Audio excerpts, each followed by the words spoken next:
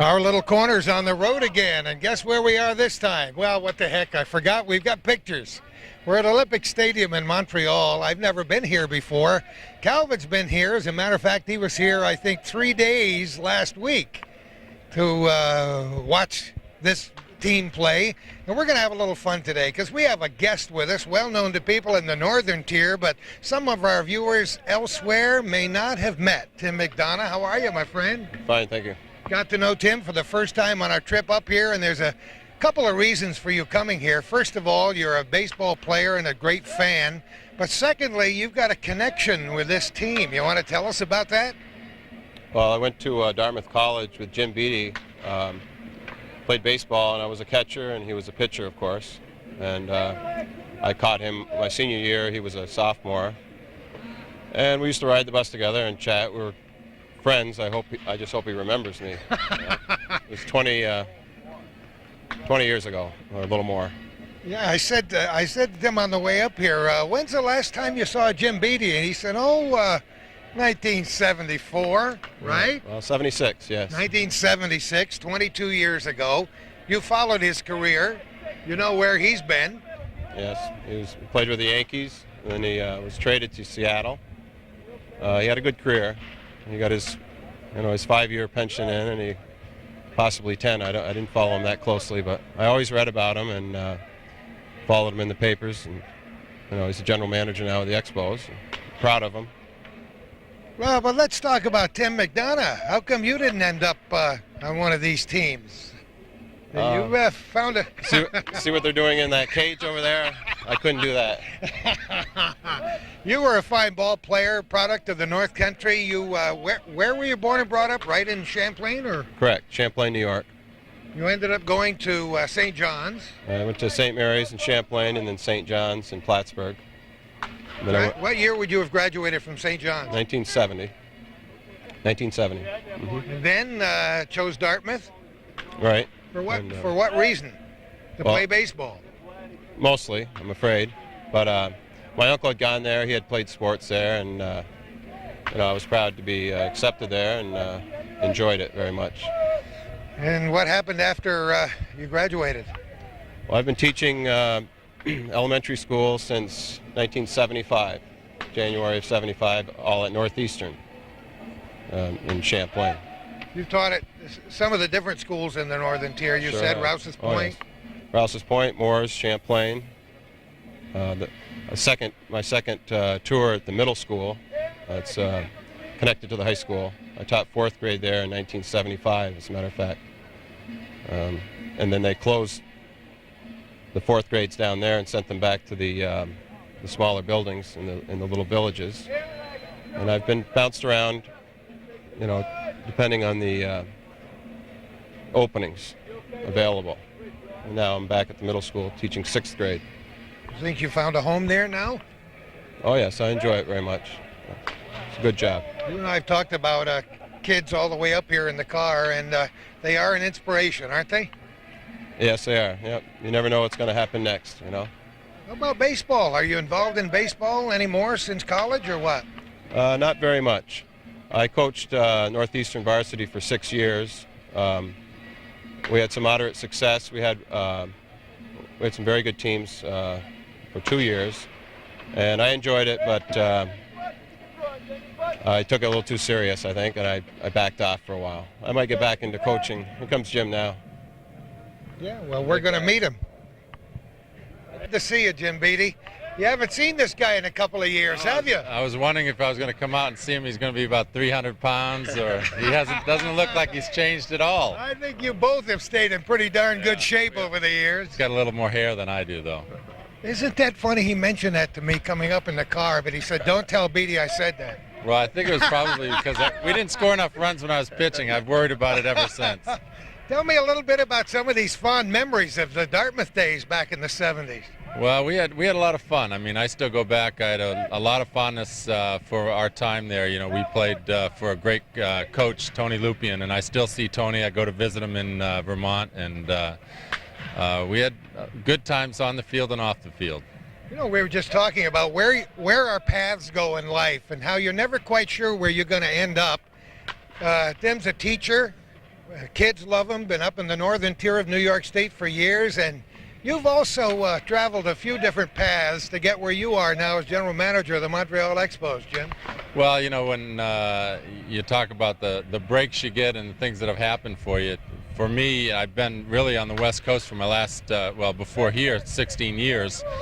And having grown up in New England, went to school in New England, and then having come back here, it's gotten me back to New England roots again. And I have family in New England, so it's been good to be able to come back to the East Coast and spend some time. But I never really thought I'd stay in baseball that long. I thought I might play a little bit and go on and get a real job, but here I am. If this isn't a real job, I never saw one in my life. How long have you been here? This is my third year. Third year. We were trying to figure exactly when you came here. When did you know that you were going to Montreal? Well, at the end of, try to look at the years, the end of the 96 season, we had a 95 season in Seattle. We had a good year in Seattle. It's the first year we made the playoffs. And, things went pretty well. And at the end of that year, in baseball, we work a little bit funny, but a couple clubs called and talked to our general manager and president, asked if they could talk to me about a general manager's job. So of those clubs that I talked with, I came out to Montreal. Actually, I came to Cleveland and interviewed with the president of the club, talked to him, and they offered me the job after about an hour and a half interview. So things went pretty quickly after that. And then actually 4 days before the referendum, the Quebec referendum in '95, November, that's when I took the job, but little did I know. Little did you know. Didn't you have a little conversation with Steinbrenner? I don't know if you call them conversations necessarily. As a player, I generally went up and listened. There wasn't too much that I said. I said, yes, sir, and thank you, and then left the room. But he had a few conversations, as he does with a lot of players, and you learn and you stay with it, and that's what I've always done. I've stuck with it. There have been some tough times there, but I had a lot of good memories in New York and in professional baseball overall. Let's talk about where those paths are that I talked about a few minutes ago. After college, just give me a brief scenario about what happened. Well, after college, I signed with the Yankees. I spent 3 years in the minor leagues, 2 years in the big leagues with the Yankees. And then after the 1980 season, I was traded and was in Seattle for 7 more years playing with Seattle. One of those years I was down in the minor leagues. So even after that, I was still being sent down a little bit. But then I finished up the 1986 season was my last year, and I'd had 3 shoulder surgeries, so it kind of dictated what I needed to do. So, and as I said, go out and get a real job. So after the 86 season, I applied to business schools and got an MBA at the University of Washington. Took 2 years to do that, and then when that was done, I got in the front office with the Seattle Mariners as their farm director. I was there for 6 years, and then I got this job. How was that experience? As a farm director? Yeah. Well, it was a good way to get into baseball. Being a farm director is a lot of fun. It doesn't have quite the same pressures of immediately trying to put together winning clubs, but it gives you a great perspective on the game of professional baseball, trying to develop young talent and what they do, what they go through. I mean, I had experienced it, so I felt I had something to share with the players. I had some empathy when they went through the good times and bad times. So it was a great experience for me. Seattle was a tremendous area for all of my family. My kids were born there, and it was a great place for us to live for those 16 years. So now, do you have a home here in Montreal? Yes, we live here. I live essentially downtown in a suburb called Westmount. My kids go to school. My kids are learning French, and so it's been fun. My wife's parents live in Quechee, Vermont. It's about 3 hours away, so it's enabled us to stay close to family and get back here on the East Coast. Well, let's talk about this Montreal Expos experience. A lot of eyes on this team, this city, this franchise. A lot of people are going, we don't know where we're going. We don't know if we're going to get a new stadium. We don't know if we're going to move. Where do you fit in this whole picture, Jim? Well, we're along with the rest of them. We're not quite sure what's going to happen, but the one thing that we're going to do on the baseball side of this is build a competitive club and build a contending club. And we made a decision at the end of last year, rather than just trying to survive and keep a payroll up around $20-25 million, we're going to cut it back. And we're going to start to build. We're going to start to sign some of those young players and try to keep them here in Montreal. And the only way we can really do that is if we get a new stadium. So that's where we're in the process trying to get the new stadium. If we get the new stadium, I think this can be a very successful franchise. It can be a competitive, winning franchise with the talent that we have, that we're developing. But we haven't been able to keep the players. The big problem is we've been able to do everything except keep the major league players once they develop into good major league players. If we're able to do that, we're able to keep this club together, we're going to have a good club. We've got great ex-expos throughout the major leagues playing well for other clubs, but we want to be able to change that and make them stay here in Montreal. Decent game last night. Well, we have had a lot of close ball games. Sometimes we end up on the good side, sometimes we don't do that, but we haven't had too many blowouts, and because of that, when someone makes a mistake or an error or something, it has usually a pretty big impact on the outcome of the game, and that means our young players learn a lot from that mistake. It's not like we lost 10-0 and they made an error or something, and all of a sudden, well, it doesn't really matter because that wasn't the difference between the 10 runs or not. But when you lose by 1 or you win by 1, every little thing counts for a lot, and that's what we're really going through here. Is we're going through a learning experience with a very young club. What was the feeling when the Yankees came to town for you personally, because of your long-term involvement with that organization? Really, there was not much feeling there. I followed the Mariners more than I followed the Yankees. There was more as a player when I used to go back and play in Yankee Stadium.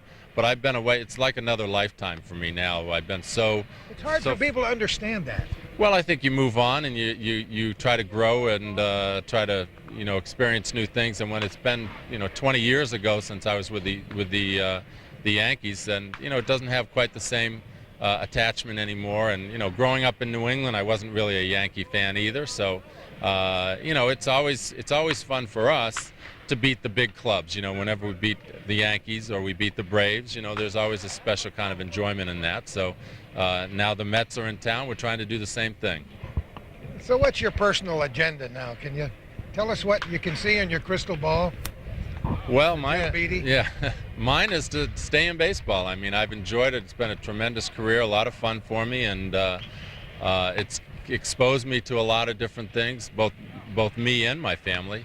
I would like to be able to stay with this club and get this club back to where it deserves to be, with have a great winning foundation, and be able to do some of the things in Montreal that we built the foundation for. I think it would be a shame to have done everything we've done, at least by baseball standards, with building and developing talent and not being able to see it kind of all come together in Montreal. So I hope to be able to pull it all together and go into playoffs with the Montreal Expo Club in the near future. You and a lot of staunch fans here in the North Country. We had a long 2-page article in the Plattsburgh paper today, the Press Republican, about some possibilities in Washington and the Virginia area. Does that stop your breath a little bit? Well, again, I think I always learned as a player you can only only worry about the things that you can affect, and I can't really affect that type of stuff. I can do my job on the field. Those are the things I'm concerned about. Those are the things that I wanted to do the best job I can. The other stuff will happen, and certainly there's I have a place in my heart for Montreal now, having spent some time here. Back on the East Coast, it's very close to my family. I've enjoyed living here. There's a great character and culture about Montreal, but my main thing is trying to put together baseball teams. That's what I do, and I enjoy tremendously. So, I think, as you said, I think it would be a shame for all this hard work to go someplace else and have that success someplace else. But we stay hopeful. We stay hopeful that things can improve here in Montreal, and financially we can get going again, and there's support to build the stadium, and we can make it work here. What are some of the deadlines that people are telling you now about the prospects for this new stadium in the future? I keep hearing dates changing this summer and fall. Well, we've got the deadlines that they have with that we had in July, the end of July or the end of June, where if they're going to decide whether to sell the club or not. It was a very tight deadline, so they pushed that back to the end of September, and then we'll see what happens. I mean, it gives us a little more time to kind of pull the money together to make the whole project work, and get the government backing as well that we'll need. So what are we going to see here tonight in this game? It might be exciting. Well, I think we're always going to see some pretty exciting baseball. I mean, last night, if in our ball game, you saw some tremendous plays. You saw two of our best players go up against the wall and miss a ball, and then you saw just kind of a ridiculous error out in right field, dropped the ball. But the very next batter came up. Vladimir Guerrero goes up, steals almost a short triple away from a batter, catches the ball against the wall, doubles the guy up at first base. So you see some tremendous athleticism. And some young players that make some mistakes, some guys that can come through and are learning how to win and perform in tough situations. It's exciting to see what baseball is doing, and don't you wish you could see into that crystal ball? No, I know it's going to be good for you, though, Jim, whatever it is. I think, if you know too much about what the future lies ahead, it could be not as exciting. I think it's nice to open those doors and be surprised once in a while. You know what surprised me and was wonderful? This handshake between you two guys, old friends from all those years ago. Yeah, it was fun. I hope you stay in touch. Well, it would be fun. We're close enough by now. That's great. Thanks so much for being here with us tonight, for allowing us in your stadium. Well, you're welcome. At least we have a roof off, and as long as the rain doesn't, it holds off, then we'll be able to see I don't even want to look up there. We'll see a good game tonight. Was it good for you, buddy boy? Yeah, enjoyed meeting you again. Great. Thanks so much, Jim. Best of luck. Thank you. You can go into being a sports announcer. There you go. Yeah, sure. We're going to make Tim McDonough a sports announcer. How are you, buddy boy? Fine, thank you. We're back again. We decided we didn't ask enough questions when we heard you talking to Jim. What kinds of things were you talking about? Well, I just asked Jim just now how one of the players he got in the Martinez trade, Pedro Martinez trade, Tony Armas Jr. was doing. He's got a great arm, but he's very young. And Jim let's talk about that, Jim. Well, Tim said he was a Red Sox fan. I said, well, I'm a hero in Boston because I traded Pedro to Boston, and everybody thought that was pretty nice. And Pedro's a heck of a pitcher. I mean, he's a good guy for a club, good in the clubhouse, good for fans, a tremendous young athlete. And so obviously when you trade somebody that good, you better get some pretty good players in return. And we've been very happy. In fact, last night Carl Pavano pitched, the young pitcher we got, and he's very quietly done a good job up here. I mean, the opposition is impressed with him. Our coaching staff loves him, and they think he's going to be a good player down the road and get better and better. We also got a young player as a player to be named later. We got Tony Armas Jr., a young pitcher, and he's down in A-ball in Florida State League. And I was telling Tim that he made the All-Star team down in A-ball, so he's pitching well, throwing well, and he's a ways away. He's only 20 years old. He was in big league camp with us, so we got a chance to see what he looks like. But he's a ways away and will be probably another 3 or 4 years away. But we've got a lot of good young pitching in the organization that is coming along slowly, and that's part of what we want to be able to bring to Montreal and keep in Montreal. This is a lot that goes on behind the scenes that even sports fans don't know, but people who are not necessarily dyed-in-the-wool baseball fans like myself don't have a clue about all the negotiations and logistics. So let's talk a little bit about how you groom these players and process them to become big league players. Well, there are 3 parts of the baseball club. One is the scouting and signing of the players. The second part is the minor league, which is the player development part. And then the third part is this part, playing at the major league level. And the Expos have always done an outstanding job of scouting and signing and developing great players. And we're going to continue to do that. I mean, that's really a competitive advantage that we hold. We do some things very right. There are no secrets to it, but you take care of the players and you teach them the game as well as you can at the lower levels, and you bring them along at the right time, move them up, keep challenging them, and putting them in situations where they can succeed. And then just to kind of, the part of now when they get to the major league level, the parts of building championship clubs are, the main part really is developing your own talent. I mean, you can't go out there and sign players and sign too many and think you're going to have a long-term good product out on the field. You might have a good year, but you're not going to be able to keep on going. You have to have a good basis of player development. Bringing a good core of your own players around to build to build a team around, which is what we're doing now. When we get these players together and in the next couple of years we find out where we're not quite as strong as we need to be to contend, that's when we start to take a look at trades, and that's where we start to take a look at free agency. And those are the other 2 parts besides developing your own players, that the way you build a championship club. Looking at trades, for me, developing players is exciting. Trading players is exciting. Signing free agents is, if you have the money, you can sign them. You make the evaluation. That's the guy you want. You go out and try to get him. But making a trade, there's some, the art of the deal it's a lot of fun. I think it's a lot like, many businesses where you go out there, you negotiate, you go back and forth, you try to see where do you have a little bit of an edge. This winter when we had Pedro Martinez, certainly had a commodity that everybody wanted, even though they knew we had to trade him. The market was very big for him, so I felt that we could go out and try to get the best deal we could. We took some time on it, but we also had a pretty good feel for the time that we wanted to get some things done in, and it was an exciting time. It was right around the time of the expansion draft, and we were there for a week. We were meeting 15, 16, 17 hours a day with clubs, with ourselves, evaluating talent, getting scouting reports, making phone calls until things all came together. But there was a lot of energy and adrenaline flowing in the rooms when we started to put it all together. So it's, basically I always draw on my own experiences from playing the game, but now you get into the part of trying to anticipate and project for young players, which is the most difficult part, is trying to figure out, are they going to be as good in the major leagues as you think they are? So there's a lot that goes into it. You have to rely on a lot of other people, and I was going to ask, how many voices are there in those back rooms where these heavy negotiations go underway? Well, we have probably as few as any. I mean, we don't have a ton of people in our organization. We have a small organization. We have some extremely well-qualified people. We get into rooms, there are usually only 3 or 4 voices. And I go around and try to get the best feel for everybody. We've talked things through an awful lot. As I said, we spend an awful lot of time when you're trying to make these deals, because one deal can make or break you in some instances. You're not always going to be right.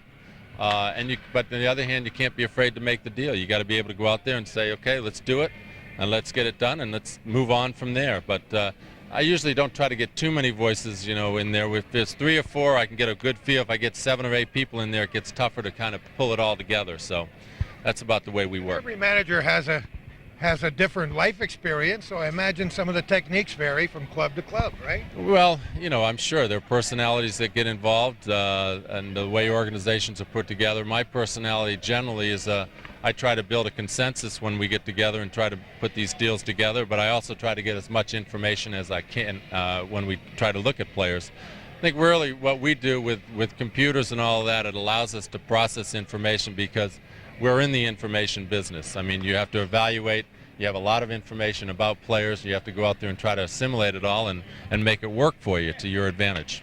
I was going to ask, what do you know about the pitcher the Red Sox have? He's coming over from Korea. Joe? Yes.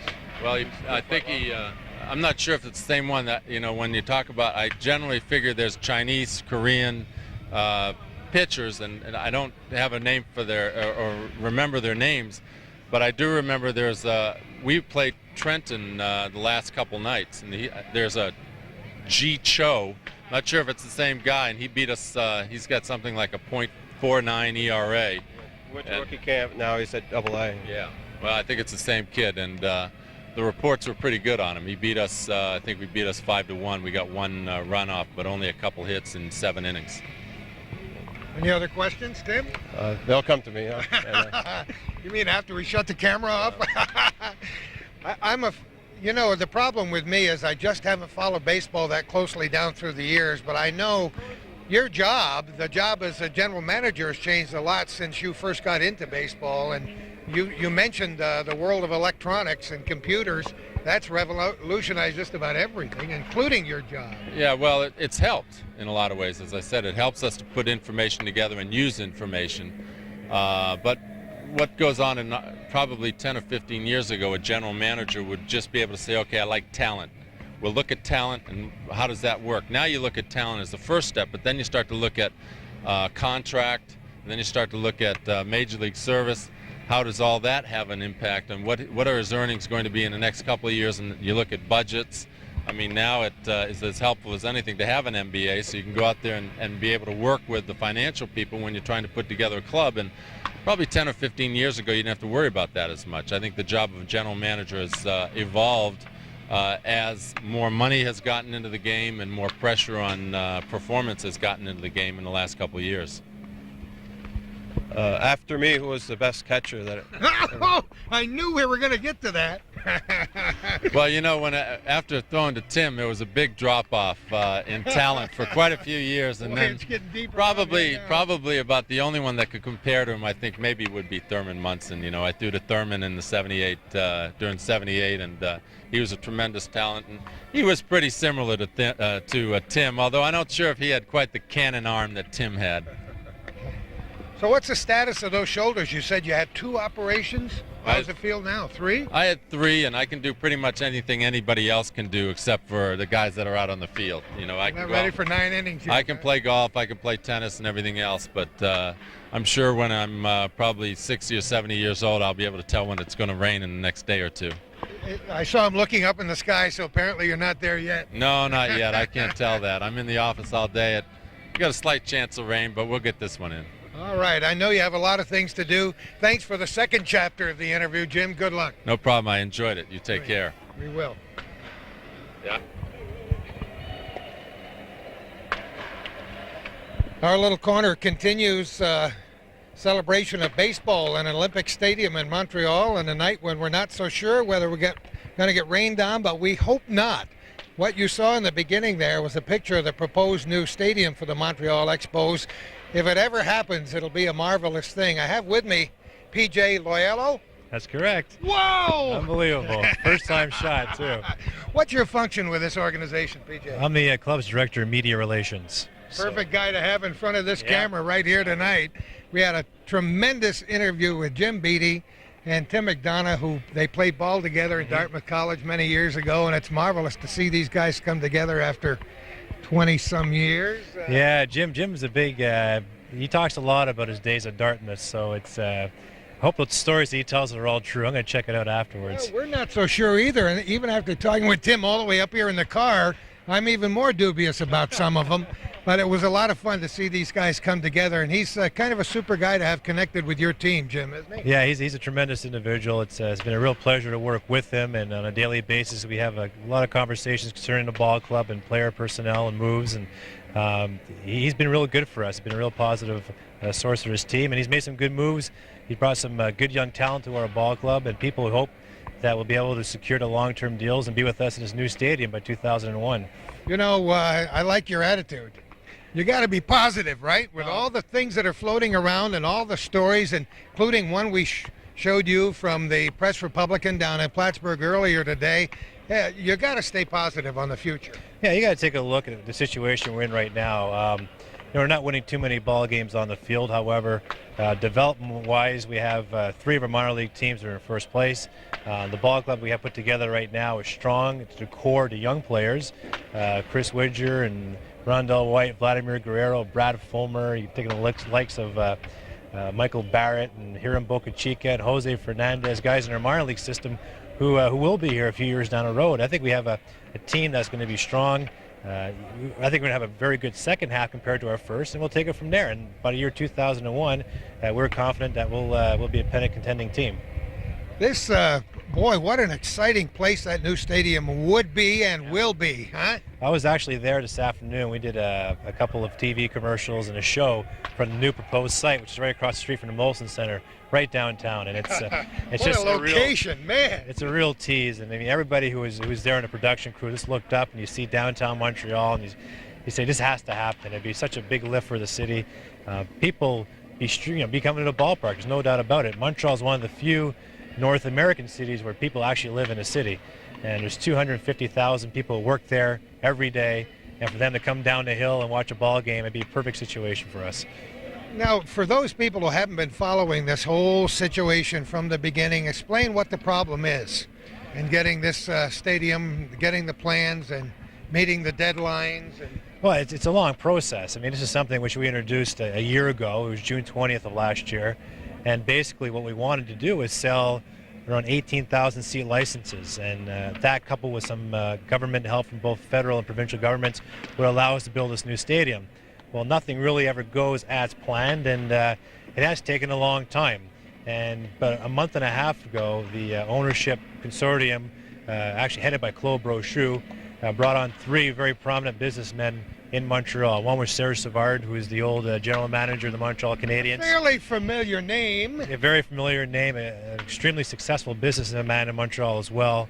Red Wilson, who is the chairman of Bell Canada Enterprises, one of the biggest companies in the country, and Jean Coutu, who is a pharmaceutical magnate here in Quebec.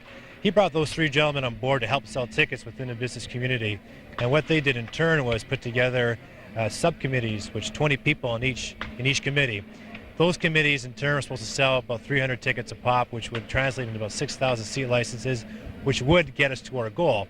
Now, it took about a month to get this committee going and running and actually selling the tickets. So Claude Brochu, being confident that this project could work, decided to give it a real fair chance. And by that, it would be by extending the deadline till the end of September, to September 30th, and giving them an extra few months to really go out and sell these tickets within the community. So, basically, the Expos, we were committed to be here next year for 1999. Yeah, that's great news. And it's we're guaranteed another year of baseball. But I think, by September 30th, I think we have a very good indication the business community is on board. And if that's the case, they will proceed with this stadium. What's your gut feeling? My gut feeling is it's going to work. I don't think Claude Brochu would put all the effort and the time he's put into this and also commit to another year at this stadium, basically where, we pretty much know we're going to lose some money staying here. For him to go out and take that loss for another year, he has to be very serious about it. And he's a tremendous businessman. The consortium is made up of 12 very large companies along with Mr. Brochu. And that coupled with those people that we have in the business community now soliciting tickets, I can't see this project failing, especially when Labatt's Breweries bought the naming rights for $40 million and also committed another $60 million in advertising for the next 20 years. You got some fairly heavy hitters on board, so I think this is going to work. This organization is a wonderful, strong, viable organization. That you looked at that newspaper article only briefly because we brought you a copy. You said you don't always see the Press Republican on the day it's published, but that may be a good thing for the overall picture of the Expo, saying that this is really this organization is worth something. People are looking at us. Well, it's worth something, and it's also, the people have to know that this ball club is serious about moving. This is not, we're not holding a gun to anybody's heads. We're saying, look, if we can't get this thing done, we're not going to stay in the Olympic Stadium for another 20 years. If we don't get the stadium built, if we don't get the go-ahead, we're going to move. And we'll be gone now as early as the year 2000. And what that article basically showed was that there's a group in Northern Virginia, and this is the same story we've been hearing for a few years now. A couple of years at least. Are interested in buying the ball club. And that basically means that there is interest out there. People say, well, who cares? The Expos they can't sell a team anyway, so where are they going to go? Well, that's a perfect example of how there is somebody who'll be more than happy to get his hands on an organization that is as strong as ours, not necessarily in a win-loss column this year, but with a rich farm system and good young talent, and some of those players also signed now to long-term deals. This is a very appealing franchise for somebody who wants to come buy it. It's amazing. I was in the radio business for 35 and a half years down in Plattsburgh and retired about 1 year ago. And for a couple of years, we carried Montreal Expos on our radio station, and we're pretty proud to have that satellite out in our yard because there weren't too many United States radio station involved in that not too massive network. But in the process, as Calvin reminded me on the way up here today, we picked up quite a few Expos fans in northern New York, and that was kind of neat. Well, that's definitely so. And I remember even when I was a kid, we used to get busloads of people from upstate New York coming in, and that's the reason why we still have a ball club, or we have an A-ball team in Vermont, which is still in the northern part of the country, and we got a lot of interest in Vermont and still upstate New York. Our caravan in the past has gone to Plattsburgh. 2 years ago they did come down to Plattsburgh. We got a lot of fans down there. We really do cherish them, and when the Yankees were in town, it was a lot of fun because a lot of them are Yankee fans as well, and it really had a special atmosphere here. Fans actually cheering for the Yankees, but we still continue. We look on that continued support from people out in Plattsburgh and North Pole area, and I know when I'm watching the news as well that we still get the Expo highlights, the spring training reports. So it's we know that they're thinking about us. Where are you originally from?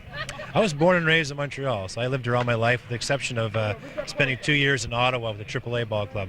But I've been here all my life, so I'm very familiar with the whole area, and I do vacation down there also. So I know the Northeast country real well. I'm glad to be from here.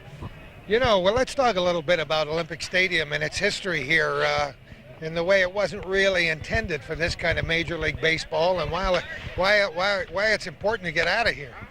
It's, I tell you what, they've done a lot of things to make this facility better. I'll give them that much. When we first moved in here after the '76 Olympics, it was cavernous. It was just a terrible place to see a game. The lower level seats that we have now, these blue seats, are all pushed back. It really wasn't a great place to see a game. However, it's still not a great. The location is the worst thing about the stadium. As I mentioned previously, we have 250,000 people who work downtown every day who don't want to get back into their cars, so don't want to drive another 20 minutes east where there isn't that great parking. And it's really, if you look around, it's okay baseball facility, but if you want to take a look long term, this is not a solution to drawing fans. Won't it be nice if we come back a few years hence and do an update on this interview in that beautiful new stadium? How exciting that will be.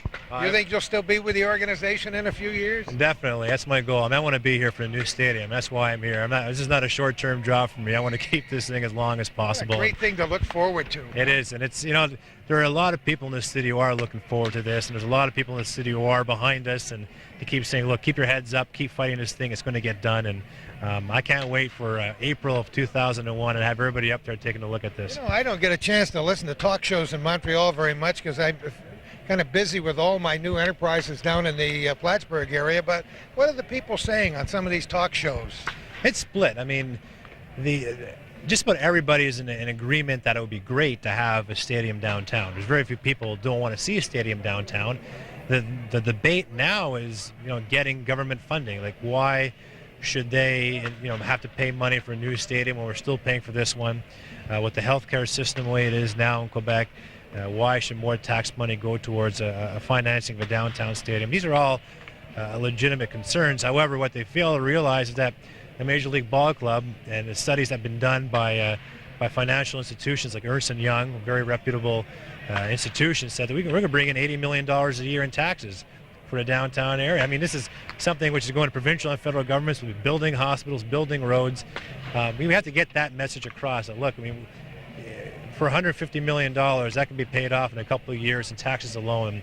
In the long term, if Montreal is going to be a successful city, it has to have a Major League Ball Club here, and we definitely could contribute to that. Montreal is already a fantastic city, a great place to work and play.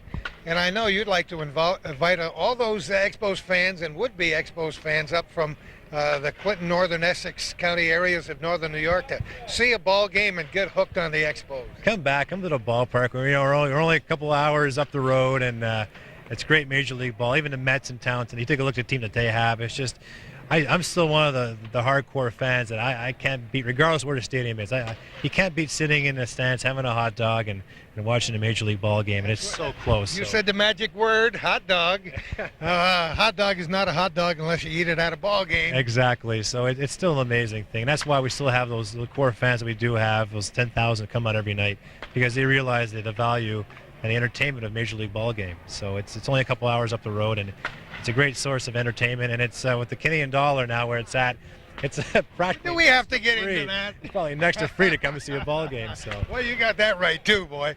BJ, thanks so much for spending a little time with us. We're having a ball in your stadium, and we can't wait for a few years down the road. Well, it's been a pleasure, and thanks for all the support from upstate New York, and looking forward to seeing you at the ballpark more often. Thanks again. Thank you.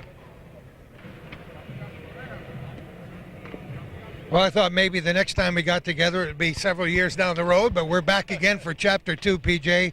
As usual, Calvin has all the good questions after we shut the camera off, but we want to spend a little time talking about this new stadium that you and I are both so confident it's going to take place, because a lot of people don't know some of these phrases like seat licenses. Explain some of these things. Well, what we're trying to do is, what seat licenses are is you buy this license, the seat is yours. It's like equity in a golf club, similar to that. You buy the seat, then afterwards it gives you the right to purchase season tickets afterwards. And the advantage to the Expos or something like this, that it commits the buyer of this ticket to be there for 20 years. Basically, you can spend $10,000 on a seat license. You're not going to dump your season tickets 2 years down the road. And that's why right now we're targeting the business community, because that's the community that could afford to go up and buy $10,000 tickets. And in turn, that's why we sold them out as well. We have $8,000, $6,000, $4,000, right down to $500. So you could buy a $500 seat license right behind home plate in the upper deck, in a 35,000 seat stadium, there isn't a bad seat in the house. I see Calvin counting change already. So, I mean, and that's why we're confident once you stick a shovel into the ground, we're going to be able to achieve the 18,000 season tickets. It's just trying to get the most expensive ones sold right now at the moment. But like I said, it's like an equity in the golf club. Basically gives you the right to buy a ticket. And like I said, the most expensive ones we had are sold out. And we also have 60 private boxes in that new stadium. Over 40 have been sold already. And you're basically looking at $1 million commitment right there. 9 years, $110,000 a year. Those are the lower level ones. Most expensive ones are sold out as well. So we're inching our way forward, and that's why when you asked me earlier if I feel confident about it, I go, yes, I do, because a big chunk of the heavy hitters have been approached, and they have responded by buying these tickets. Let's talk a little bit more about the actual stadium itself, what it's going to look like, how many seats. Can you give me? It's going to be a small, intimate stadium, and that's the hardest message that we have. Is that what we said about Jerry Park? But you know what? It's not that much bigger than Jerry Park. It's amazing, isn't it? Jerry Park was 28,000 seats. This one's going to be 35,000 seats. It's the upper deck is going to have an overhang, only 24 rows back from home plate. So your first row in the upper deck basically is going to be where a press box is. You're not going to have a bad seat in the house. It's going to be tremendous, and that's the thing we are trying to get across to our fans. Regardless of where you're sitting, you can have a close, intimate feel to it, and it's going to be a lot easier to watch the ball game. And what's parking going to be like? Well, downtown Montreal is a parking haven. There's, I forget the exact number is. There's close to 20,000 parking spots within a 2-mile radius of the stadium. So parking will not be a problem. Yeah, go ahead. No, so we're not going to have 10,000 parking spots right downtown beside the stadium. That's not reality. But it's similar to what happened to Molson Center, which is right across the street for the Canadians. We are going to have a small lot, but we're also going to have to rely on the parking on the street and on the parking lots that are going to be around the stadium. I'm sure there'll be a few neat little additions to that stadium that people can expect too.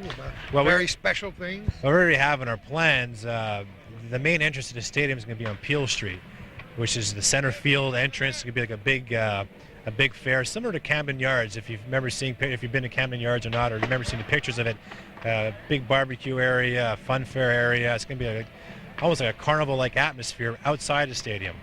And then you're going to have restaurants and bars that are already there in Montreal, plentiful in the surrounding area. So it's going to be a different atmosphere than coming here to the ballpark now. It's going to be a lot more tailgating type of parties. There's going to be a lot more of atmosphere where it's going to be fun to come out and enjoy yourself, bring a family out. It's going to be completely different than what you have here at the stadium now. I'm sure you and the people who put this plan together realize how important that is, to give something to the families and to make the fans like they're part of the ballpark and part of the team and part of the whole sensation of watching a baseball game. And that's what an intimate park does, that everybody in that park feels that their voice is going to be heard. And the ball players always love playing in front of full houses. They always go the extra inch. You have a little bit more motivation in them because you have a big crowd. Or a 35,000 seat stadium, which is full and really confined. I mean, every fan in there is going to want to make some noise because they're going to be heard. And it makes it a lot more fun, especially for the kids to go out there and make a lot of noise as well. Here it is at the stadium now. It's kind of hard to be heard. I mean, you're just so spread out. So that's another fun part of that stadium. You can, if you and your friends can get that thing full of 35,000 people a few times a year, baby, you will have accomplished your ultimate goal in life. I think it's going to be more than a few times a year. I don't think we're going to put the stadium together to have 1 or 2 sellouts a year. We're going to look forward to 18,000 season tickets, and that coupled with Montreal is known as one of the highest walk-ups in baseball. Traditionally, we're one of the highest walk-ups in baseball. And with all those people working and living downtown, they're going to be walking up to the ballpark, especially in a clear night. You're going to be downtown at Crescent Street, be able to hear the crack of the bat. Honey, I'll be home a little late tonight. Watch me on TV. You know, 7 o'clock starting time. You could be home by 10 o'clock anyway, so.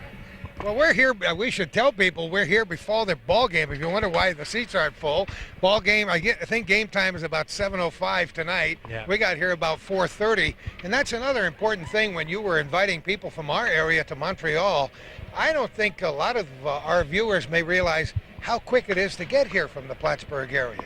Nothing to it. There's a piece of cake's an easy drive, and even to get here early and watch batting practice. I mean, I remember when Mark McGuire was in town, and even with Piazza in town now, you'll see when our gates open at probably in about 10 minutes, you'll see a lot of fans strolling in and watching batting practice, going to our food courts. We have I travel the ball club everywhere they go, so I feel I could talk about this. I think we have the best concessions in baseball, at least in the National League. Montreal and San Francisco. He's a skinny guy, too. Oh, but geez, thank you.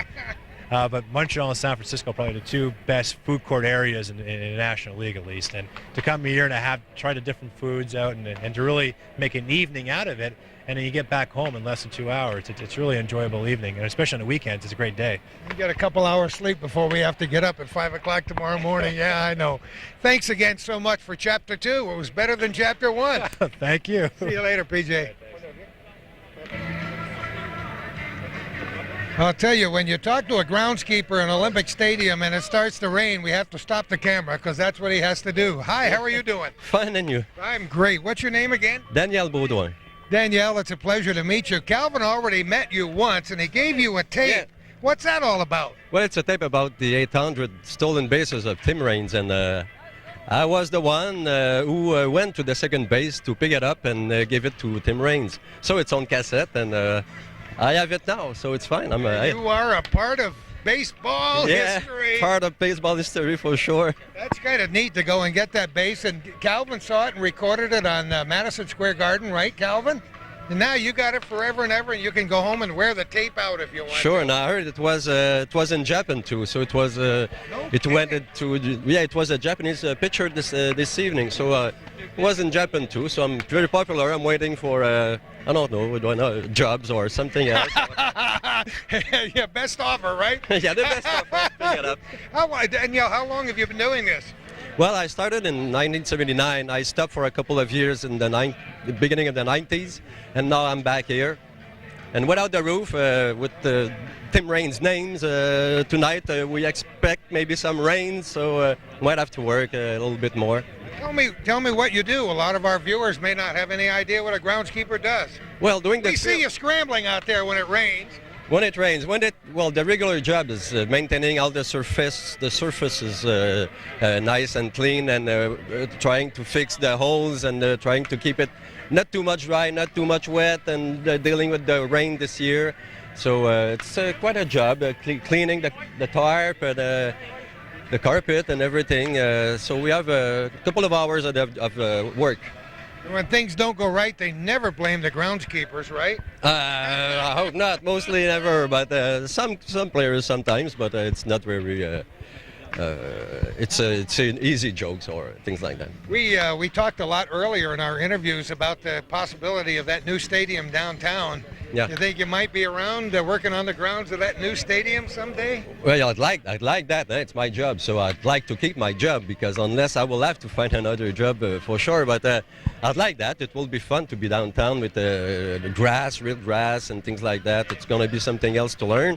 But I guess everybody here will be able to learn it, how to do it, and it will be nice. I hope it will work. We looked at some of the pictures. It could be awesome. It could be nice. Yeah, it's very nice. It's very nice, but we're like everybody here. We don't know exactly what will happen with it, so we're waiting, listening to the news, and we don't have any inside cue about it or anything else. So we're waiting, and it's nice. I hope it will be done. Well, let's hope it comes to pass. Thank you so much for talking with us, Thank Danielle. you. You did a great job. Thanks, and thanks for the tape again. See you later.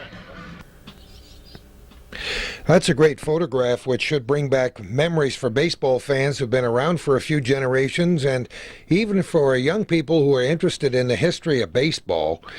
When we arrived at the stadium, we were given a copy of the Expositor, the Expos business paper, and we've talked a great deal about this proposed new stadium, and we're so excited we could hardly hold the cameras.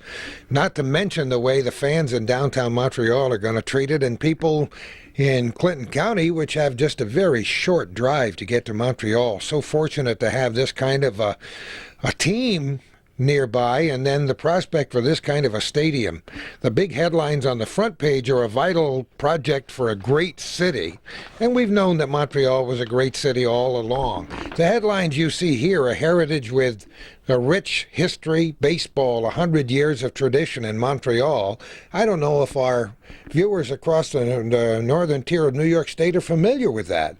But Montreal's baseball tradition goes back a long time to the 19th century, if you can believe it. According to some of the archives in this paper, The city numbered some 40 private clubs between the years 1867, that's just post-Civil War, and 1887. And after that, there were some professional clubs. For example, the Buffalo Bisons, Rochester Jingoes among them, settled up in Montreal for short periods of time.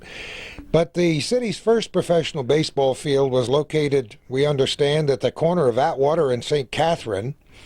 And there is a plaza there now, so you're not going to see much of what was around back in those days. But it was also used for lacrosse, a big game in Canada as it is in the United States. And the field, we understand, was initially called Shamrock Field, then the Montreal Baseball Field, and finally Atwater Park. And it could hold 7,000 fans, which might be surprising for folks getting this information today. But baseball came around and finally replaced Canada's national pastime, and there's been baseball around off and on ever since. 1931, the Royals changed hands. That had happened several times before that. And one of the new owners was Charles-Émile Trudeau, the father of Canada's future prime minister, to put things in perspective with you. And it wasn't until the early 1940s that AAA baseball in Montreal really got into a period of glory, when the Royals became affiliated with the Brooklyn Dodgers. And during the decade that followed that, the Royals held the best attendance records in the league, playing before as many as 600,000 enthusiastic fans who every year came to applaud the exploits of future legends that you may have heard of. Don Newcombe, Duke Snider, Roy Campanella. What a guy he was. And Jackie Robinson. Boy, I'll tell you, there's a player. October 23rd, 1945. Montreal witnesses a revolution of unprecedented magnitude in the history of baseball. Jackie Robinson signed with the Royals, and as you well know, because it's underlined in history, he became the first African-American player to play on a professional club in North America. Very next year, in case you've forgotten, Jackie led Montreal to win its first Little World Series championship. No shortage of talented players on the Montreal scene back in those days. Local boys, big heroes played for the team. Great players left their permanent mark on the city. Tommy Lasorda, there's a name in baseball history. Don Drysdale, Johnny Roseboro, Roberto Clemente, if you see what I mean. And Montreal later became the first non-American city to join the major leagues. 1960, as the Dodgers left Brooklyn for Los Angeles, the Royals ceased to exist. And other chapters in history were written in Montreal after that. It's interesting to drive by downtown Montreal on your way to or from the Olympic facility and get an idea try to get an idea in your mind what a new ballpark will look like in downtown Montreal. This picture, I think, will give you an idea how beautiful it'll be and how accessible it'll be for people not only who work in downtown Montreal, but people to travel to and get there. Talk about the excitement of a ballpark in that location.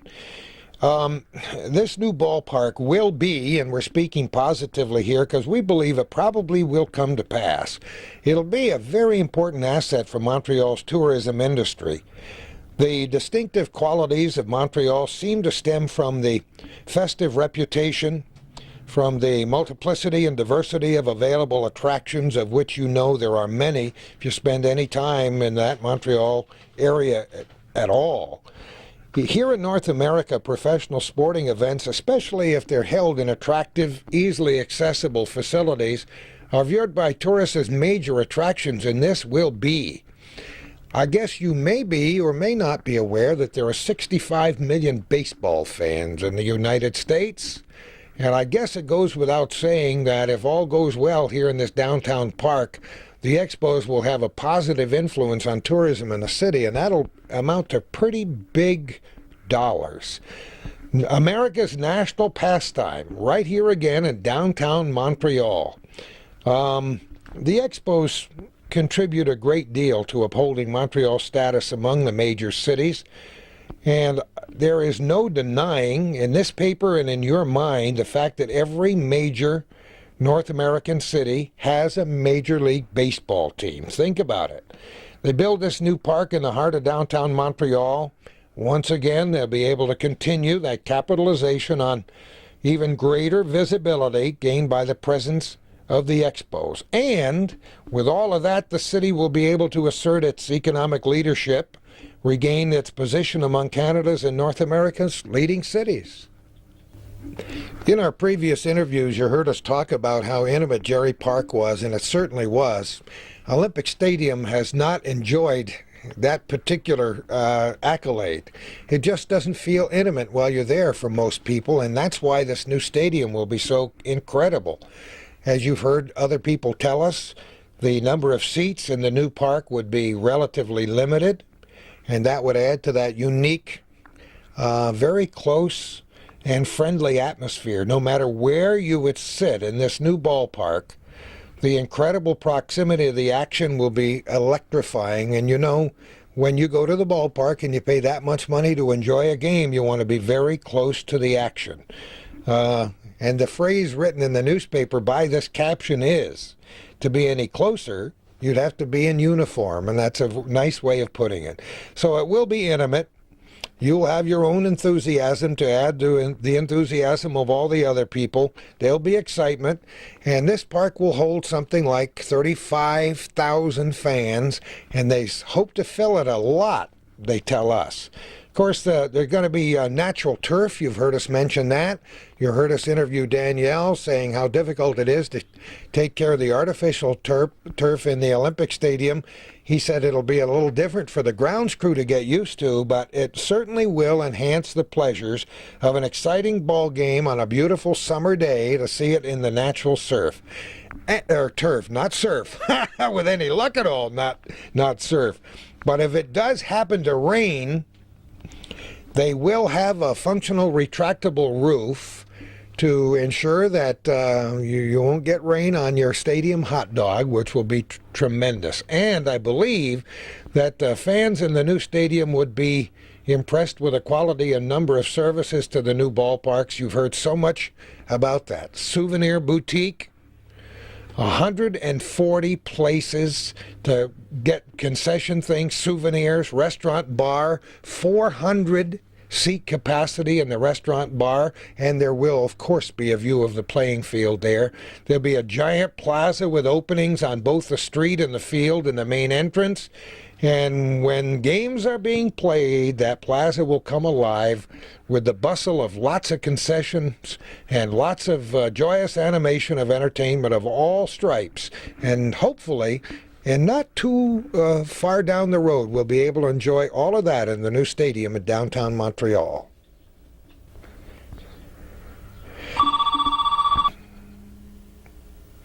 Just then the phone rang. Maybe somebody wants to buy some tickets for for the new stadium next year.